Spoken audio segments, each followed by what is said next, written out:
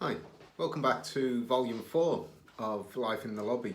I just want to carry on with a couple more little bits and pieces with regards to working on the backdoor security. When I got there, it was great. You know, again, it was a new experience for me, and I was learning a hell of a lot.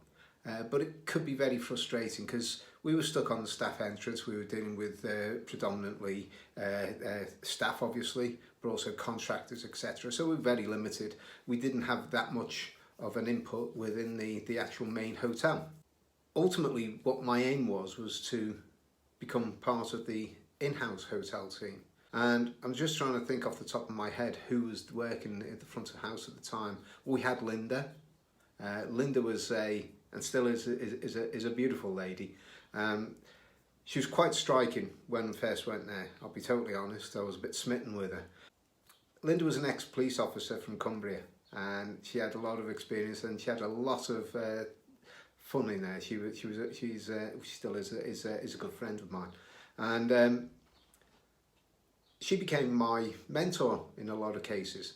Others that worked there was Stuart, there was Jerry, there was Chris, just to name a few. I remember a couple of incidents with them, which I'll speak about a little later on. On the back door, we had one officer there who was Tony. Now, Tony was an ex-school teacher. Nice gentleman, very proper in what he did, and everything had to be in its place, and it had to be correct. And at the end of the shifts, or during the shifts, we had to keep a running log, so we would write everything down.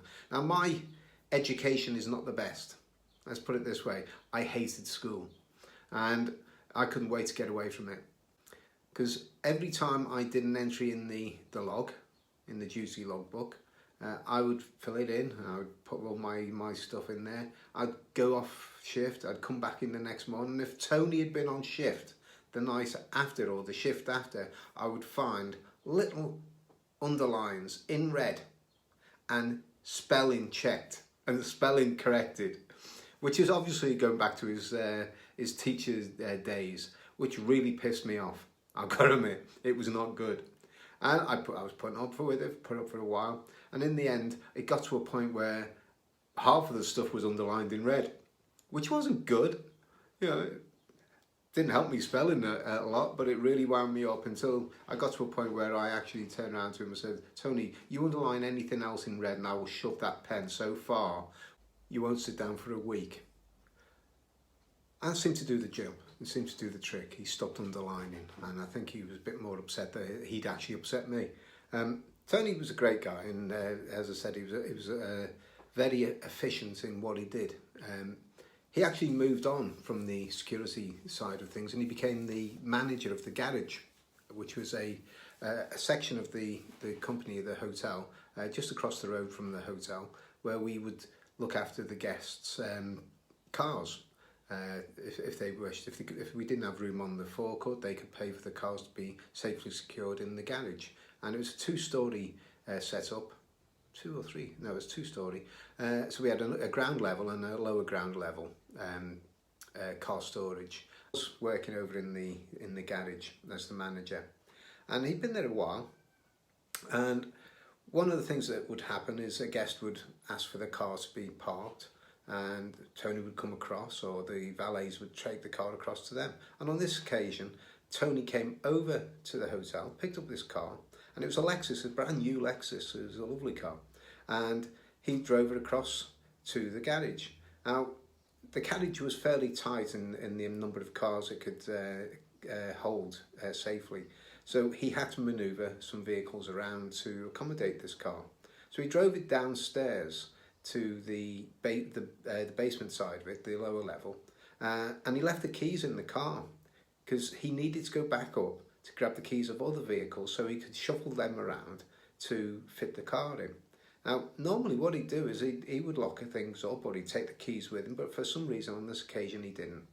And he came back up to the office, and all the keys in the office were kept in a locked safe. So he opened the safe and he got the keys out. And the next thing he knows is that all he can hear is this revving of a car, and as he turns around, he sees the Lexus hurtling out of the garage. It had been stolen. There'd been a guy there watching. Went downstairs when Tony came upstairs, and he'd managed to jump into this car. He turned out the guy was a druggie and an opportunist thief. So Tony's reaction to this was to lock everything up and jump into his own vehicle to give chase to this car thief. Now, this guy he was gone. He was off down the road. He'd stolen a high-valued Lexus. He knew he needed to get away. Now, Tony was after him. He jumped into his vehicle, and he was full throttling down the road, and ultimately he had to give up. When he came back and he reported everything, we were chatting to him and we were saying, well, what happened, Tony? He says, well, I went after him. I tried to catch him in my own car. Now, his own car was a Volkswagen camper van. So he was chasing a top-of-the-range Lexus, basically a supercar then, through central London in a Volkswagen camper van. And he said, I'm sure I would have caught him, except that the lights turned to red.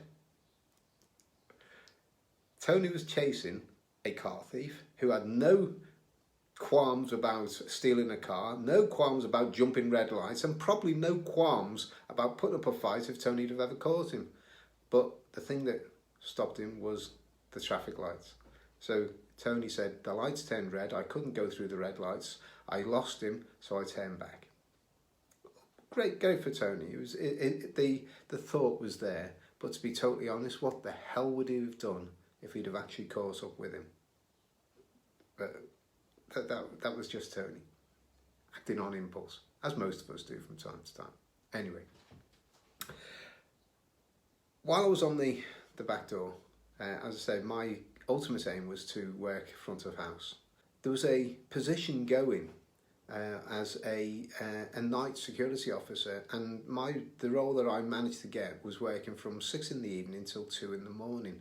But to do that, I had to do some shadowing with the duty officers, with the front of house officers. And I remember working with Jerry, and Jerry was another ex-police officer, traffic division, as he liked to tell everybody, and he was always telling me that you need to be observant, you need to be taking in what's going on, look for the differences in the way people are acting. So one of our jobs, and one of the perks of our jobs, is we were allowed to walk around in nice suits to try and blend in. We didn't have badges as the most security need these days, so we were plain clothes.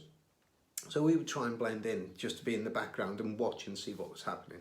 And I remember sitting there one day with Jerry, and we were in the main reception of the hotel, and right in front of us was the main reception desk, and to the side was the concierge desk, etc. And he said, you need to be observant, you need to see what's going on and look out for something different. Now on this day we were just chatting there, and a young lady came in, and she was standing at the desk, and she was a nice looking lady, and she dropped some coins on the floor. And when she dropped their coins, she bent over to pick them up. Now, we were sitting right behind her in the lobby, and the first thing we saw is this lady bending over with a rather revealing backside poking out from under her little skirt. And let's just say all heads in that hotel turned and looked at that way. A lot of them went straight back when obviously they saw what was happening. And she picked up her coins, looked round, and then just walked out, rather embarrassed. Or we thought she was embarrassed. Now there was a couple of other people at the desk at that time. And moments later, the gentleman who was literally 2 places away from her turned around and said, where's my wallet? Where the hell's my wallet? He'd placed his wallet on the desk. When we reviewed the CCTV of this incident, it was pretty obvious that this lady was part of a team. She was the distraction, and she had deliberately, obviously, dropped these coins, making people turn and look to see what was happening, obviously being enthralled by what was happening, whilst her other half, and it turned out to be a brother, actually stole the wallet from the guy who was distracted and looking down at this young lady, and they both made off with the wallet. They were quite prolific thieves. In fact, the whole family turned out to be regular visitors of a lot of the establishments in central London. So that was a big eye opener, let's say, for me. But it was so embarrassing trying to make up a report and to state what we were doing when we should have been watching out for thieves. And to be totally honest, if anything got dropped on the floor after that, the first thing I ever did after that was watch what else everybody else was doing rather than see what had been dropped. It was a common con.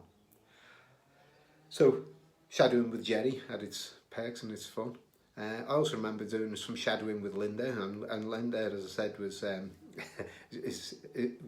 was a mentor of mine for quite some time. I loved working with Linda, and I remember one instance, and I've spoken to her about this, and she can't recall it, but it's something that's stuck in my mind for years and still does.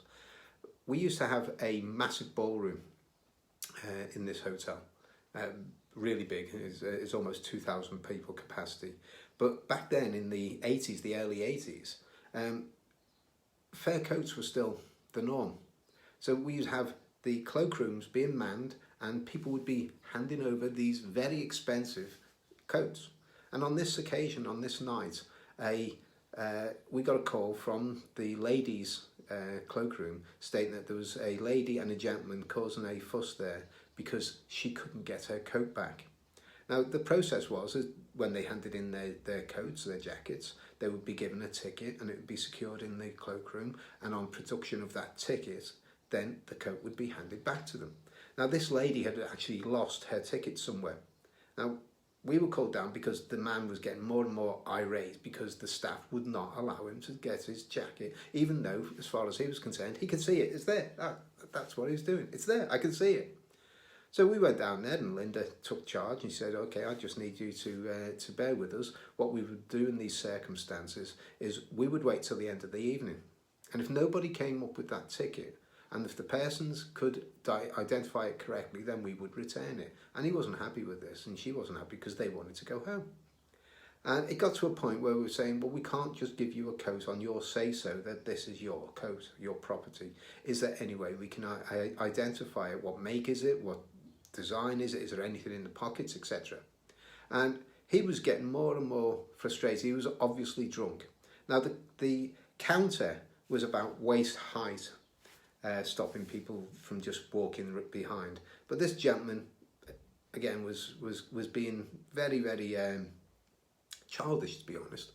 And he was showing off in front of his girlfriend, etc. And then he says, that's it. And he jumped on top of the counter and was about to go into the cloakroom. At this point, Linda grabs hold of him, pulls him down from the counter. He goes flying down, lands on the floor on his back, and I will never forget Linda putting her high heel just here, and she says, stop being a silly little boy. We can sort this out. Talk about being embarrassed. He was extremely embarrassed, but I think it was the tone of voice that Linda turned around and said, stop being a silly little boy. She was not a person to be messed with. Ultimately, they were able to describe the coat. They were able to to tell us what was in the pockets, and the coat was actually returned to them. If he'd have only done that in the first place, it would have been saved him a huge amount of embarrassment. But hey, again, great times.